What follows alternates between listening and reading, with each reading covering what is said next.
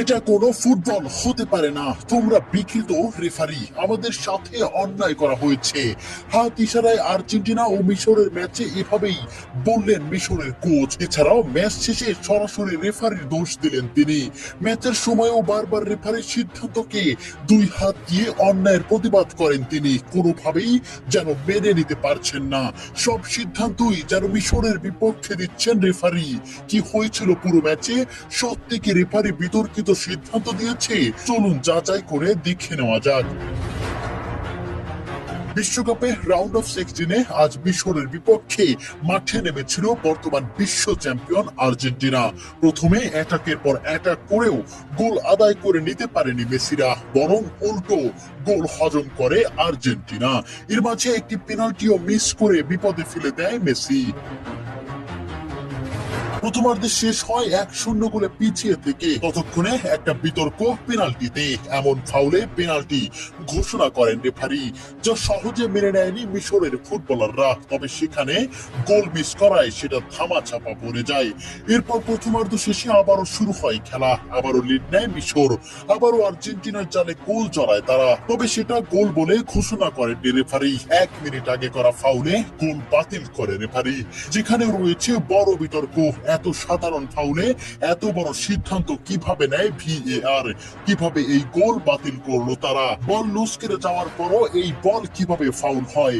যাই হোক, ততক্ষণেও শান্ত নন রেফারি, খেলা চলতে থাকে। তবে আবারও গোল মিশরের। 2-0-তে এগিয়ে গেল মোহাম্মদ সালাহরা। তখন প্রায় সবাই ধরেই নিয়েছিল আর্জেন্টিনার বিদায়ী ঘন্টা বুঝি বেজেই গেল।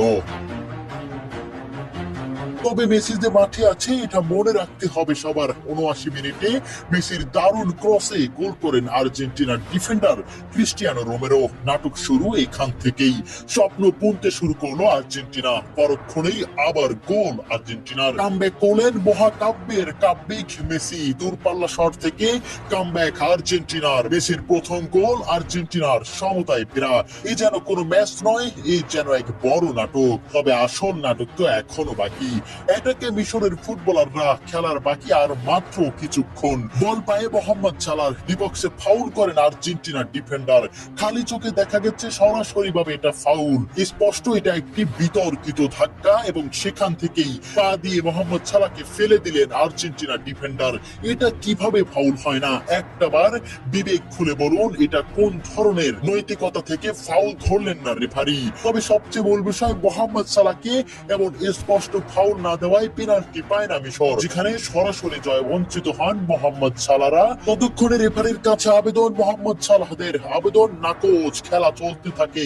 আর্জেন্টিনা এটাকে ফলাফল লাউতারো মার্তিনেসের ক্রস থেকে গোল করেন অ্যানজো ফার্নান্দেজ। অবাক পুরো স্টেডিয়াম, অবাক মিশরের কোচ ও কোচিং স্টাফরাও। এটা কিভাবে সম্ভব?